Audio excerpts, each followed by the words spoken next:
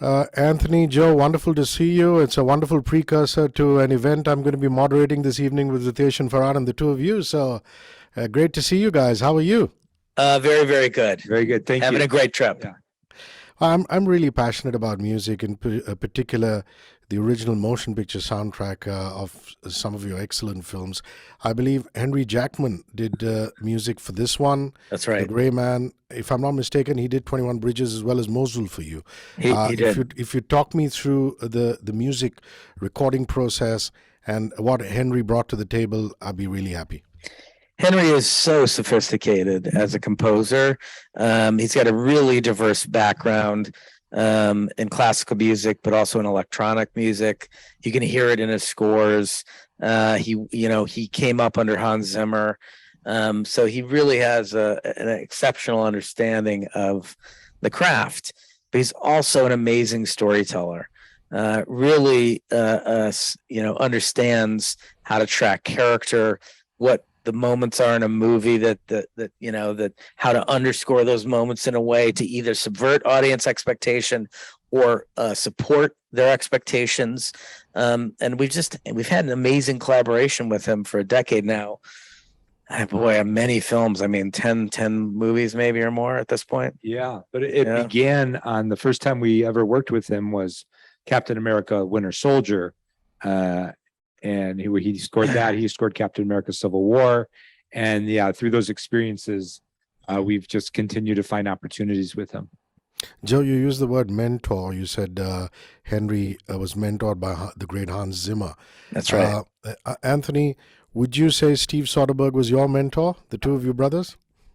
Yes, I would say that for sure. We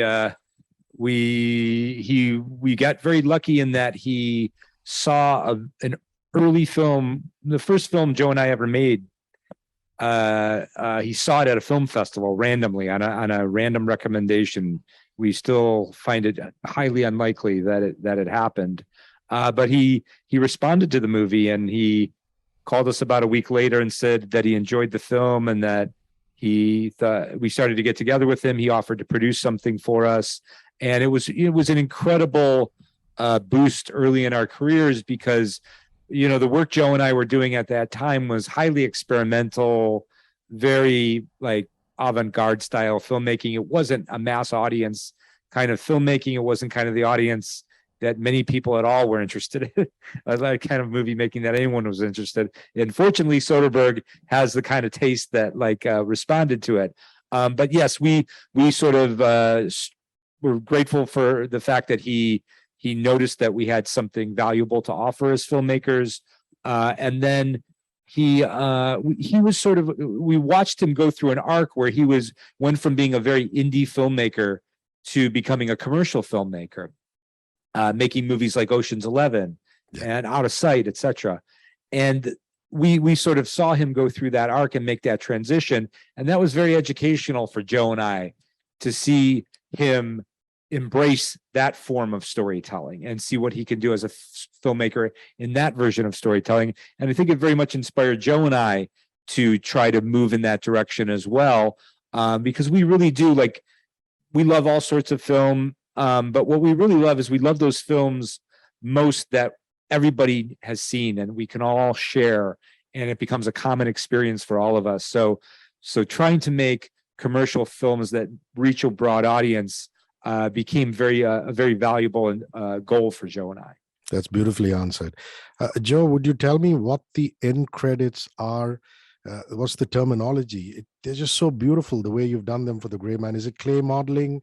It's sort of like a pewter statuesque reinvention of the events in the film, but told backwards. So it just takes you back through the movie and some of the more iconic moments, which I love because I think it crystallizes, some of the key story elements. Also hits each character. It's a complex movie with a big ensemble, who all get their moments in the film. And as you go through that roll call, that incredible cast at the end there, it really gives you an opportunity to celebrate the moments. They're big moments in the movie.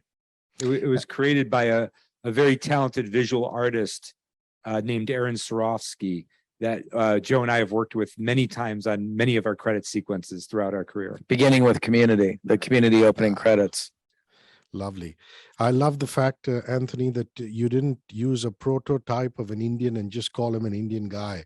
You got into his ethnicity. I'm a Tamil, and the fact that Dhanush is Tamil was said a couple of times in the movie, and I think that is just great writing. Getting into the specifics of it. You want to comment on that, Anthony? Yeah, sure. I mean, look, Joe and I love actors, and we're very actor focused, very focused on their process.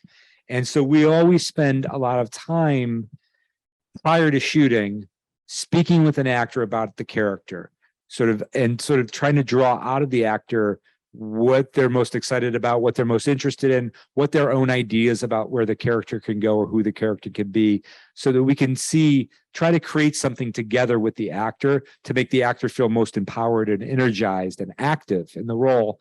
And we certainly went through that process with Dhanush on his character of Iksan, and certainly bringing that texture into the role, bringing a little bit of the essence of who Dhanush is, and sort of especially because, look, we certainly haven't seen that character type very much in sort of international cinema. Yep. So it seemed like a fresh opportunity to us. It seemed interesting texture, interesting layer. He brought a lot of interesting layers to that character, from the idea of sort of introducing him with prayer beads, that sort of calm focus that he has. It was a great collaboration, but we were certainly excited. That kind of texture we think is meaningful and more interesting. How did you name your company Agbo, Joe?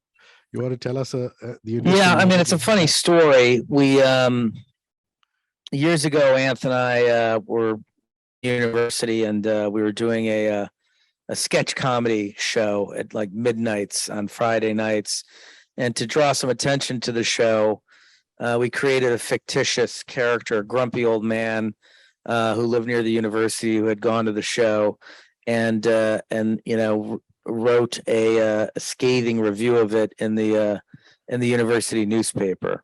We needed a fake name for this individual, so we opened the Cleveland phone book. Cleveland is the city we grew up in, and the first name we found that we thought was a really interesting name was Gozi Agbo. Gozi Agbo is also the name that I take when I do some cameos in the movies. So Gozi Agbo has been really present throughout our entire careers as this fictional nemesis. We're naming the company. We sat with a specialist who names companies, and gave us all kinds of crazy ideas. And after 200 or 300 names that we rejected, we said, you know what, let's just go back to the Agbo standard. So we named the company Agbo, and there's a genre subdivision that we call Gozi Agbo. Lovely. Rudraksh Jaiswal loves you. Randeep Huda loves you. Rudy's the best. Yeah. Priyanka Chopra loves you. Dhanush said such wonderful things about you at the premiere. Yeah. Do you share that love for Indian actors? I mean, of course. I mean, we adore India and Indian actors. The film base here is passionate.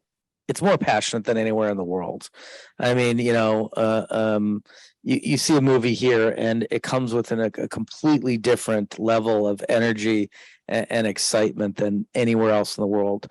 The Indian film industry rivals Hollywood for talent, quality, it's produced incredible talent, producing talent, directing talent, acting talent, we're happy to partner with Indian talent to make projects that have a big international appeal to them, and so I think you'll see us continue to work with Indian talent for many years to come. Anthony, Chris Evans' career as an antagonist now will be a second phase. No more clean image. Fantastic what Chris and you guys managed to achieve in The Gray Man. Well, thank you. But yes, we look at Chris as an amazing performer. He's very intelligent and he's very adventurous. And he was looking to do. He's looking to challenge himself. So I think this character certainly was a challenge for him. Very different than anything he's done before. But I think Chris Evans will continue to surprise us all. He'll find new ways to explore what he can do as an actor and to bring sort of interesting and surprising characters to audiences. My last question is, how was your Gujarati dinner last night at Amir Khan's place? Joe, did you enjoy that? It was so good. Yeah. It was amazing. They had to carry me out. I ate so much food.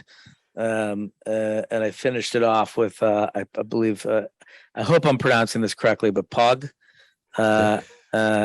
Some a nice beetle leaf digestif at the end. Pong. Yeah. But it was also it was so wonderful to be able to get to know more people within the filmmaking community here. It's very exciting and energizing to Joe and I. Great. Joe, Anthony, really appreciate your time. I look forward to meeting you this evening for the talk with Farhan and Ritesh, which I shall be Fantastic. moderating. Good, Thank you